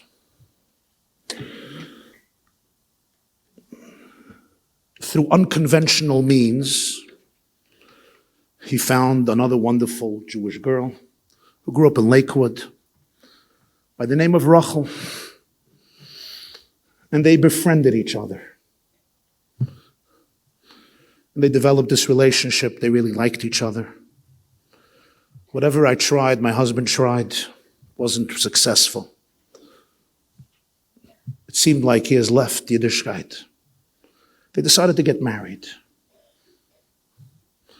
And they wanted a beautiful, big, extravagant Jewish wedding. Not a very wealthy family. And I thought to myself, this is going to be a wedding that is not going to adhere to the standards of most of our weddings in terms of dress, in terms of music, in terms of ambiance, in terms of people, in terms of environment. And I spoke to a few people, and my husband spoke to a few, and they all said the same thing. Why throw out $30,000 for a wedding that you don't approve of? For a wedding that you're embarrassed of. Your husband is a graduate of the Mir in Brooklyn, and a graduate of Nei Yisrael in Toronto, and a Talmid Chacham, and a Yid who goes through Shas. As I was in the house, he was finishing Psachim and Kiddushin together for the Siyam and Erev Pesach. 5-6 blot a day, a big Talmid Chacham. It's going to be a busha for you. It's going to be a busha for him, for you, for your family. Let them make a small wedding. You contribute the herring. Cost you $6.99 in Evergreen in Monsey. You want a $10.99 or a $10.99? Better they want sponge cake, seltzer, you'll send some seltzer. They can invite their friends and do their disco music. $30,000 I have to spend. And this woman tells me, my husband and I looked at each other and say, no. We made a decision the first day, we're going to be close to Shmuley. And if this is the wedding he wants, this is the wedding we're going to pay for with the money that we're going to have to find, like many weddings. And we're going to be there, and we're going to dance, and we're going to celebrate, and we're going to embrace these kids. And we're going to enjoy the wedding. Let the comments be whatever they are. And where did they want the wedding? In Lakewood. Not in Mount Clair. Not in the Philippines. Not in the Chabad House of San Francisco. But in Lakewood. In one of the big halls of Lakewood. And she paid $30,000 for the wedding. And it was a wedding. And people had what to say. And the music was not exactly V-I-D, V-I-D, V-I-D. It wasn't even, Faratsto.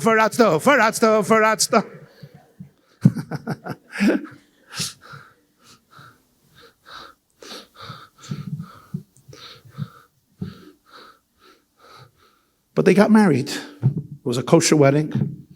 And they danced and they enjoyed. And they're now on the way home. It's 1 o'clock in the morning, 1:30 in the morning, driving from Lakewood to Monsey. You ever do that drive after a wedding? Especially when you're the mother of the chassan. And you're driving yourself, and it's an hour and 45 minutes. And it never ends. And it's a boring drive, forgive me. We love Lakewood, we love Monsey. But it's a long drive, and it's 2 o'clock in the morning, and you're exhausted. And she turns to her husband and says, I have to say, I feel guilty.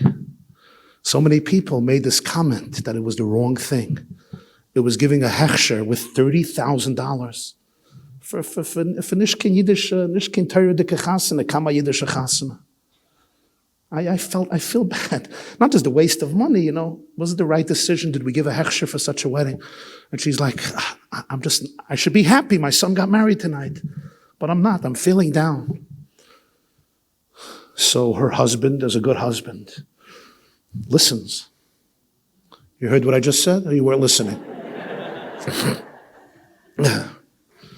He says, how can I be here for you? She says, I need a little therapy. He says, well, where are we going to get a therapist 2 o'clock in the morning? Who are we going to call?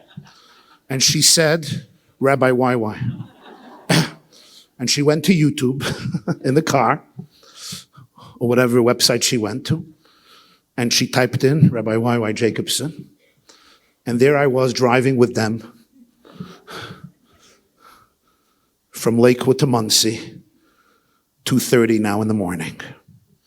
And she said, Rabbi YY, I kid you not, as we put it on, you speak to the crowd and you say, I want to share a story with you. And this is the story I shared that family heard that night driving back from their son's wedding. And the story I said, I heard from the person himself. I was standing at a funeral, and there was an elderly Jew, almost 90 years old. His name was Rebbe David Edelman. He lived in Springfield, Massachusetts. Today he passed away already. And as we're waiting for the coffin, for the aron, I said, Rebbe David, tell me a story. We're standing right there on the street waiting for the aron. And he says, Rebbe Yosef Yitzchok, ich will dir erzählen, ja, Geschmack Yiddish, ich will dir erzählen am Eise.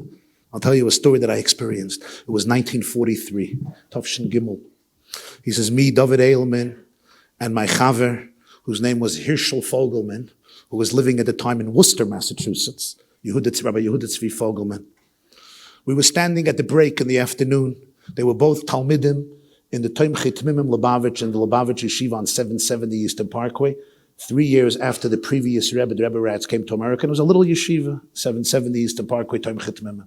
It was break, 2 o'clock, 2:30. We were standing outside, if you know the building a little bit, by the elevator. Later, the Rebbe would stand there and give dollars. And we were standing and having a cigarette, it's 1943. And we were schmoozing what Bochum schmooze about 2 o'clock in the afternoon when you have a little break and you're smoking a cigarette. The door opens up, and who comes out? A Jew who was then known as the Ramash. Ramash is an acronym of Rebbe Menachem Schneerson, who later became the Lubavitcher Rebbe. At that time, he was known as the Ramash, the son-in-law of his father-in-law, Rabbi Yosef Yitzchak Schneerson, the Rebbe Rayatz, the 6th Lubavitcher Rebbe, the previous Lubavitcher Rebbe. He comes out. They called Chassan of the Bein Nasiya, the Edim, the son-in-law of the Rebbe. So, we greeted him cordially. And he looks at me and at my friend, and he says, in Yiddish, I'll translate, wilt hören a frischen Wort von Rebbe?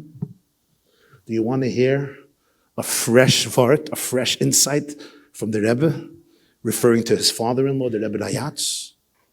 As we say, fresh out of the oven, and they say Havada, of course. And the Ramash, who would later become the Lubavitcher Rebbe, says, I'll share it with you. He says, into 770 come in all types of Jews. 1943. Once in a while, there come here Jews who used to be religious on the other side of the ocean. They came to America. They threw the tefillin into the Atlantic. The kids went to public schools. There was no infrastructure of education. And they lost their touch. No Shabbos, no Kashrus, no Chinuch Habonim, no Torah, no Yerushalayim. No kashrus anymore. No taras hamishpacha. They come in once in a while for, you come to a Kaddish, a Yortzeit. You come in. Ich hab a minig. I have a custom. Ich bin sehr warm zu say. I embrace them warmly.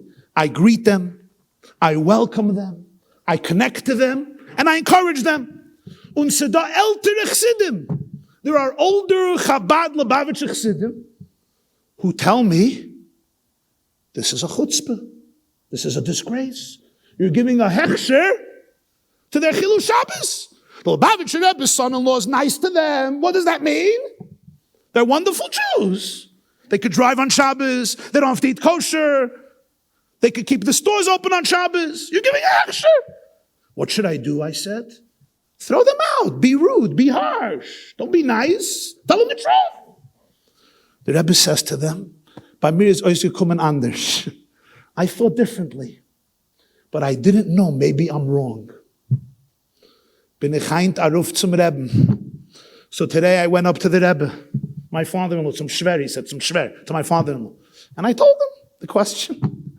I said, I'm Mekar of these Jews. Older Chassidim told me, I'm wrong. Frag ich beim Schwer, frag ich beim Rebbe, and I'm asking the Rebbe, what's the right thing to do? And the Ramash, the Lubavitcher Rebbe, says, this is what the Rebbe told me. And he said it in Yiddish, and Reb David Edelman told it over to me, hearing it directly from the Rebbe in 43, Tovshin Gimel. He said, my father-in-law told me, when parents have a child, the Rebbeinu Shalom made that their love to this child is absolute and infinite. You would think there's no more room in the heart for love. But when they have a second child, there is room for love again, which is infinite. You would think at this point, it's filled to the top.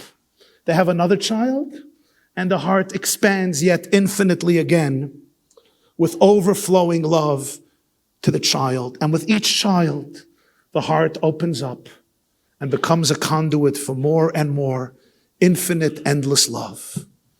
Und danach wird geboren a Kind. And then sometimes a child is born. And the child may be suffering an illness. The child may be experiencing disability. The child may have a physical or neurological, physiological condition with serious limits. And the Rebbe, the previous Rebbe, looks up at his son-in-law. You've ever saw pictures of the Friedrich Rebbe, the Rayatz, Malach Elakim. He looks up at his son-in-law, and Rabbi David says, I'm going to say this in the words in Yiddish.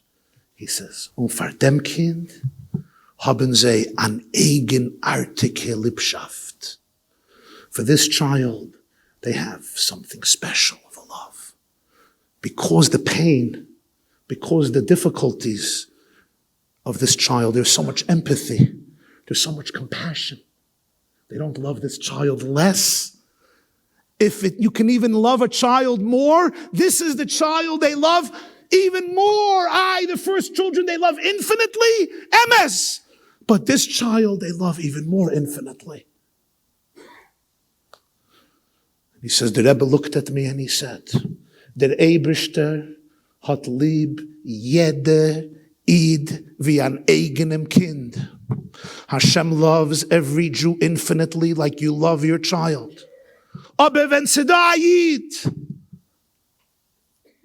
was se fällt bei ihm in Tfilin. There's a Jew who's missing in Tfilin. Fällt the chepes in the hand. There's an infection, there's a spiritual challenge in his arm.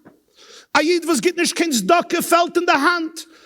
He said a Jew doesn't learn Torah, a Jew doesn't daven, a Jew doesn't have other mitzvahs. He went through different limbs of the body. There's a challenge. The soul is hurting because a Jew is one with Hashem. The soul is hurting in a deep place. There's a spiritual or emotional wound and trauma that this child, this Jew is experiencing. He says, "For a Zayid hat der Eibishter an eigenartige Liebschaft." For such a Jew, he has a unique love. And the Rebbe, the Lubavitcher Rebbe, looks up at his son-in-law, the future Lubavitcher Rebbe, and he says, "Du für sich wie der Eibishter." You behave like Hashem. Love every Jew. Love every Jew. No. With every fiber of your being. But when you see a Jew struggling, you love him or her even more. They're driving back from Lakewood from the Chasana. She's feeling guilty that they spent so much money on this wedding completely not reflecting their standards, to put it mildly. And as she puts on this sheer, this is the story she hears. As I'm standing in her home, she says, "You gave us back our soul, our life. I felt so proud with my decision. I realized this was exactly what I needed to hear on the way home from the wedding. It was that ultimate validation. And you're here today. I thought I should call him, but you probably get 100 calls, 1,000 calls. You don't need another call, but you're here. And the wedding was just recently. I can't not say thank you." I look at her, I said, "I didn't really do anything. I was sound asleep. 2:30 in the morning, nobody wakes me up besides Kesher Nafshi, okay? And every other Shabbaton. I said, but I'm grateful that I was the conduit. Ana Hashem, ki ani avdecha. And then I say, wow, which night was this? Which night was this? So she says, oh, it was February 5th. Remember, it's right before Corona. February 5th. Like, February 5th, why is that day? I think I had an event that day. I was up. I was up 2:30 in the morning. February 5th. Let me look at the calendar. I look at the calendar. It was just a few weeks before that. It was Yud Shvat. That's the yard site of the Rebbe Rayatz. I say, wow, the chasana was on Yud Shvat. You were coming home as I was farbringing just a few blocks away with the Chevra on Forshay in the tent, 24 Shey. We had a huge oilam. And you were driving back and you heard me share this story. In fact, I shared the story in the tent. I shared the story in the tent. And before I shared the story, I said to myself, you know how Jews always say, you said it already last time, right? That's like the favorite feedback for a speech, right? You said it already. Thank you, brilliant. You said it already. You said it already. That story, I said it already, right? No? Men, you could say, yeah. Okay, thank you. So I'm thinking, but sometimes I think, should I say, I said the story. It's the story she heard, Yud Shvat, the day of the chasana.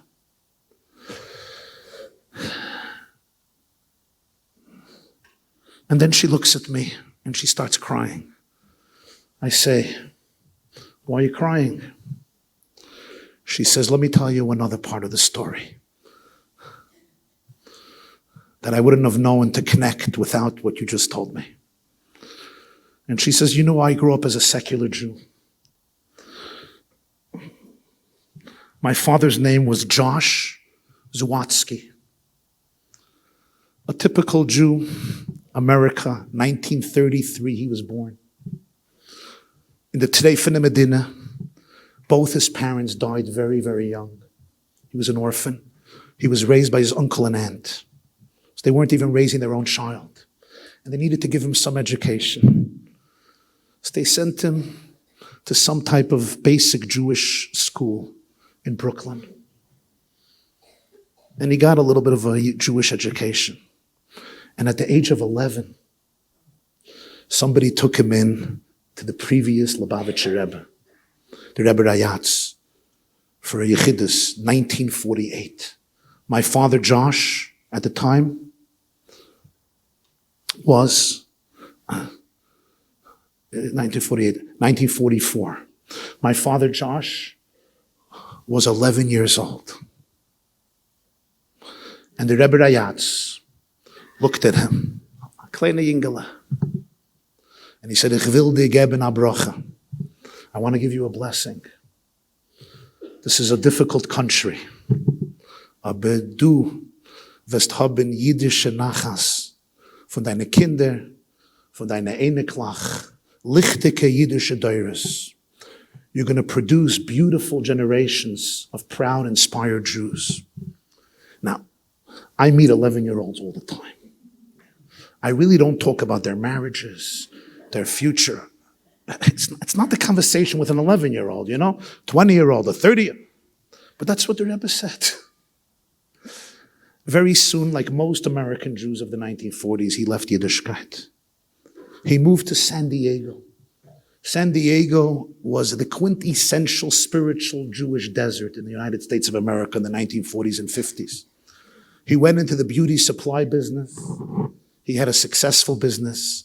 He married a secular Jewish woman, but a Jewish woman. And they had two beautiful little girls. They were given secular names, but they also had two Jewish names, Shendel and Dvoira. Life goes on. It's a secular, classic, West Coast, California, Jewish home. The father who still remembers Abisala, Afin Pripechik, Brent Afayedro, Und in Stub ist heiß, und der Rebbe mit die kleinen Kinder lach, lernen alle Rebbe's. And that's where it ended. Zogtje Kinder lach. And one day, the 1970s, a weird rabbi lands in San Diego. A Chabad shliach lands in San Diego. And he opens a Chabad house. And who does he bump into? Josh Zawatsky. Who are you? Chabad, Lubavitch. I was by the Lubavitch Rebbe in 1944. Come to shul. For Yartzeit, I'll come to shul. Comes for Yartzeit to say Kaddish. He likes the rabbi, likes the kugel, likes the Rebbitzins, gefilte fish, soup, ambiance. He likes it. Comes another Yartzeit. Why don't you come Shabbos? We have a great time here. It's great. I'm not into the religious thing. Come to shul if they're into the religious thing. Nobody is into the religious thing. Who comes to shul for religion? You know anybody? Yeah, Shimon is doing shul anonymous. Who comes to shul for religion? He starts coming to shul. He loves the rabbi. It triggers something in him. He comes home. He has teenage girls, California Jewish secular girls. Shendel, come to shul. What do I have with the synagogue? It's a great place. He nudges his daughters to come with him to the Chabad synagogue in San Diego. Finally, just to appease their father, who was a nice guy, they came. They heard a class. It touched them. She tells me, I was going every weekend to disco with my friends. And when I was listening to this, I said, this touches me in a deeper place. And I came back the next week and I said, I think I'm going to have to make a choice what type of life I want to live. A life in the disco or a life with more meaning. And after a few months, I said, I want to go learn more of Yiddishkeit. And she and her sister ended up by Rebbetzin Leah Khan in Netzach, which was then in Muncie. And a few years later, she, the daughter of Josh, married her husband Elchanan, who was a musmach from the Mir, from Nei Yisrael in Toronto, a Rav, a Talmud Chacham, a big Talmud Chacham. And they built a beautiful family. And she said, my father saw this. And he said, the Lubavitcher Rebbe knew this in 1944. I think I'm going to start keeping Shabbos. And he came back to Yiddishkeit as an old man. And as he saw both of his daughters build Jewish families with grandchildren in the yeshivas, and his nachas was swelling until his passing just 4 years ago. But she says, but there was that one boy, Shmuley, my son, struggling. And I knew in my heart, we have to be close, we have to be connected. And when I felt guilt about the wedding I made, coming home, it was that same person, the Lubavitcher Rebbe de Rayatz, who shared with me that empowered message that you never, ever detach from a child.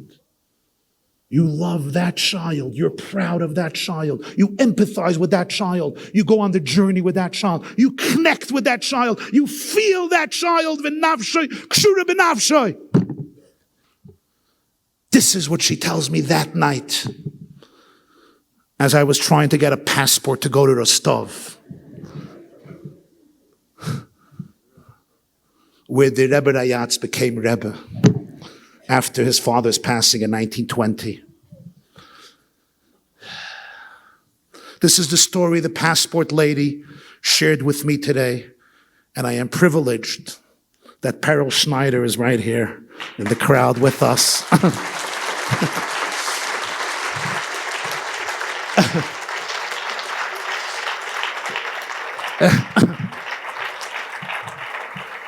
The proud mother of Shmuley and his Kala, Rachel, who, and as I spoke to her Friday night, I met her. And she said, "You remember me?" I'm like, give me the hint. I'm a man, give me the hint. She's like, "Passport lady." I said, "Lakewood, wedding, YouTube." It's like, yeah. I said, it's 2 years later. She says, 2 years later, they come to us almost every Shabbos. And I want you to know something, she said. A few weeks ago, Shabbos ended. And I saw that both my son and my daughter-in-law ran to get their phones. And I looked at my husband and I said, they're keeping Shabbos.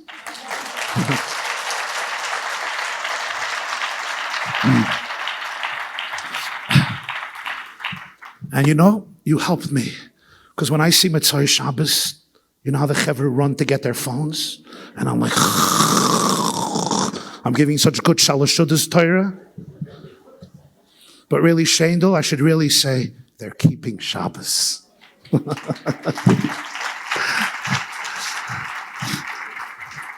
I think that's how Hashem looks at it. Habeit mishamayim urei. 80 years after Hitler, they're keeping Shabbos. They're keeping Shabbos. They didn't have to. Nobody forced them. They're keeping Shabbos. And as I met Shendel here this Shabbos, she says, one missing piece I never told you. I said, what? She said, why at 2 a.m. did I decide you're my therapist? I'm like, beats me. I don't know what Kool-Aid you have been drinking. I don't know what YY flicks you have been watching. I don't know. I don't mix into people's lives. She says, I'll tell you why. 6 years ago, my father, Josh, came for a visit from San Diego to Muncie. She says, I'm a busy mother, a busy lady, raising a family, making passports for Jews who have no patience and have to fly. They already missed their flight. It's a busy life. By day, I'm busy. By night, I'm busy. You know, fit in a Yiddish shtub, we don't have to explain it, at least not to the Ezra's Noshim. And even not to the Ezra's Anash. I'm not I don't go places. I'm not the Shia person. My father was in Muncie. Josh was in Muncie 6 years ago. And he comes home one day and he said, did I hear a rabbi in Muncie? You have to go here, Rabbi YY. So she tells me,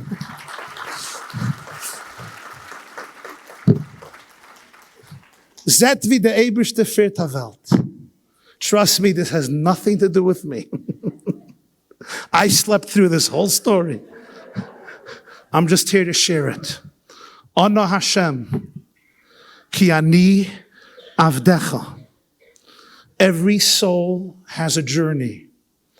Every soul is accounted for. Every soul is infinitely priceless. Every soul is a piece of Ein Sof. And every soul is running just to come closer. But in this journey, do what Rashi says in Nitzavim. Hashem promises. When the Navi says, Va'atem teluktu le'echad echad b'nei Yisrael. Every Jew will be gathered. V'shav Hashem alakecha shvus chazak Rashi. It's like Hashem oiches. Hashem will hold the hand of every single Jew. Echad, echad. He won't say, Klal Yisrael, get together. Va'atem teluktu le'echad, echad. Rashi says this. He's kilu holding the hand of every individual, bringing him or her to Geula. Why? Can't Hashem get up as a microphone? Send out a WhatsApp? Yeah? Yeah? Google knows how to get around. The original G doesn't know how to get around. Send out a WhatsApp message, yeah? Those who don't have WhatsApp, yeah? So I not text. Those who have a flip-flop, those on an MSS message. Those who have nothing, and they'll hear it, right? He'll figure out a way. Rashi says no. He holds everybody by the hand. Come. Because in the time of Geula, there's one model. And the model is, don't get up on a roof and scream at me. Come here, you loser. Take each and every one of them by their hands. Feel the warmth of the hand. Hold the hand. And with an embrace and with a hug, walk with them. Don't walk in front of me. I may not follow. Don't walk behind me. I may not lead. I say to all of you, but let's walk together so that we can have the courage to hold on to everyone's hand. And don't get afraid if that hand feels cold, if the hand feels frozen. Don't even get afraid if the hand feels lifeless and numb. And don't even get afraid if she pulls away her hand from you, or he pulls away his hand from you with words that are painful. Don't get afraid. I'm there. Shem says, I'm there. I'm there. This is your moment to shine. Don't run. This is your moment to embrace the person, to smile, and to say, I'm with you. I'm with you even when you can't feel it, because you can't feel yourself. But I will not stop believing in you, so that you will never stop believing in yourself. And as I hold that hand and you hold that hand, we experience the va'atem teluktu la'echad echad b'nei Yisrael. So I bless me and all of us that we should be able to cultivate those microscopic spiritual eyes, to be able to zoom in and zoom out.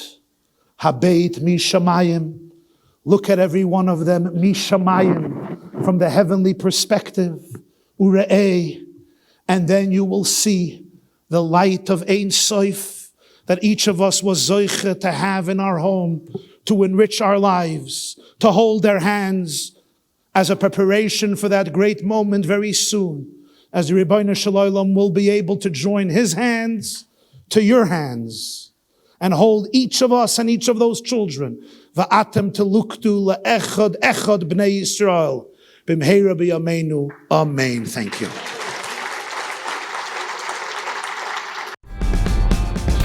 This class is brought to you by theyeshiva.net. Please help us continue the classes. Make even a small contribution at www.theyeshiva.net/donate.